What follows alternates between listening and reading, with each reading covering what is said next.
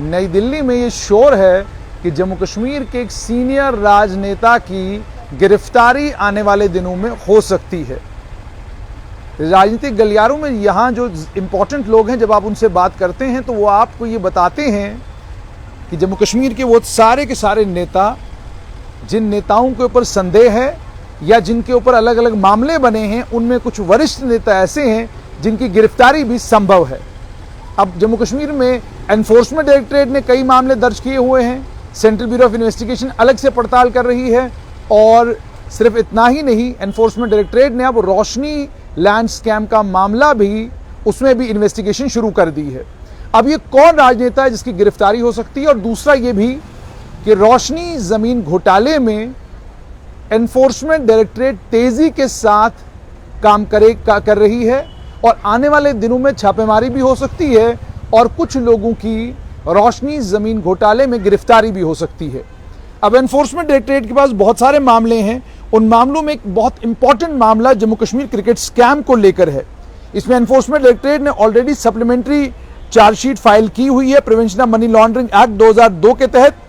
Doctor Farooq Abdullah और अन्य कुछ और लोगों के खिलाफ। उसके अलावा आपको यह भी याद होगा कि प्रिंसिपल डिस्ट्रिक्ट एंड सेशन जज श्रीनगर ने 27 अगस्त को पिछले साल डॉक्टर फारूक अब्दुल्ला को बाज़ाब्ता समन भी इशू किए थे, और ये भी आपको बताएं कि दिसंबर 2020 में डॉक्टर फारूक अब्दुल्ला की प्रॉपर्टीज 11.86 करोड़ की जो उनकी जायदाद थी, उसे भी एनफोर्समेंट डायरेक्टरेट ने अटैच किया था। 31 मई को पिछले 2020 में ईडी ने डॉक्टर फारूक अब्दुल्ला से सवाल जवाब भी 3 घंटे के लिए किए थे, और ये भी आपको बताएं कि जैसे बताया जा रहा है कि डॉक्टर फारूक अब्दुल्ला को लेकर कि 2020 में एजेंसी ने और ये यहाँ पर ये बताना आपको ज़रूरी है कि doctor Farooq Abdullah Jammu Kashmir cricket association के अध्यक्ष थे 2001 से लेकर 2012 तक, और सेंट्रल ब्यूरो ऑफ इन्वेस्टिगेशन और एनफोर्समेंट डायरेक्टरेट दोनों इस मामले की पड़ताल कर रहे हैं। ईडी ने ये अभी तक जो जानकारी आई है उसके मुताबिक ईडी ने ये कहा था कि एहसान हुसैन मिर्ज़ा ने जम्मू कश्मीर क्रिकेट एसोसिएशन के कुछ और अधिकारियों के साथ मिलकर जेकेसीए के पास जो पैसा था, जो फंड्स थे, उसमें खुद-बुद की थी और लगभग 51.90 करोड़ की हेराफेरी हुई थी, और इन तमाम इस पैसे को अपने ज़ाती और निजी जो उनके ऊपर कर्जे थे या जो निजी कामकाज उनका था उसके ऊपर उन्हें इस्तेमाल किया। उसमें यह कहा गया है कि ये जम्मू कश्मीर क्रिकेट एसोसिएशन का पैसा है जिस पैसे का की खुद-बुद की गई। ईडी ने उसके बाद इसमें एक प्रोब शुरू किया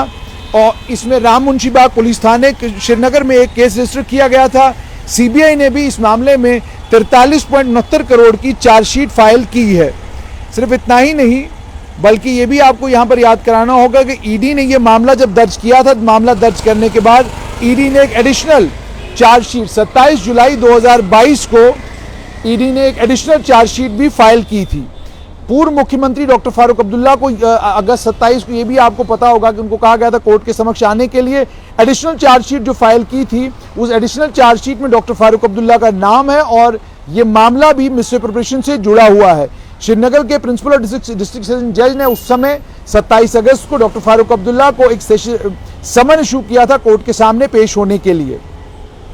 ईडी ने कहा था कि ईडी ने सप्लीमेंट्री पीसी इस मामले में स्पेशल पीएमएलए कोर्ट श्रीनगर में डॉक्टर फारूक अब्दुल्ला और अन्य लोगों के खिलाफ 4 जून 2022 को फाइल की। कोर्ट ने इस मामले का संज्ञान लिया और नोटिस इशू किया गया। ऑलरेडी डॉक्टर फारूक अब्दुल्ला से पूछताछ मई के महीने में हुई है और एजेंसी ने लगभग 12 करोड़ के करीब जो उनकी प्रॉपर्टीज थी उन्हें अटैच भी किया है। और उसके अलावा इस मामले में 2019 और 2020 में भी पूछताछ डॉक्टर फारूक अब्दुल्ला से हुई है। मामला क्या है? मामला बेसिकली 113 करोड़ रुपए का 113 करोड़ रुपए की बेईमानी है। जम्मू कश्मीर क्रिकेट एसोसिएशन का 113 करोड़ रुपया जो है उसको खुद-बुद किया गया, जिसमें पूर्व office bearers general secretary Mohammad Salim Khan और उसके अलावा ट्रेजरर एहसान मिर्जा को भी बुक किया गया था। ईडी ने पहले ये आरोप लगाया था कि जेकेसीए के अध्यक्ष के तौर पर डॉक्टर फारूक अब्दुल्ला ने अपनी पोजीशन का गलत इस्तेमाल किया और अब इस स्पोर्ट्स बॉडी में उन लोगों को अपॉइंट किया ताकि ये board of cricket control of India से पैसा ला सकें। एजेंसी ने ऑलरेडी 11.86 करोड़ के करीब जो जायदाद थी डॉक्टर फारूक अब्दुल्ला की उसको अटैच किया दिसंबर 2020 में, और उसके बाद डॉक्टर फारूक अब्दुल्ला ने बाज़ाब्ता ये बयान भी दिया जिसमें उन्होंने ये कहा था कि जिन प्रॉपर्टीज़ को अटैच किया गया है उन प्रॉपर्टीज़ का इस फ्रॉड से कोई लेना देना नहीं है और ये उनकी या तो पुश्तैनी जायदादें थी या इस मामले से पहले ये जायदाद उन्होंने जमा की थी। डॉक्टर फारूक अब्दुल्ला, अब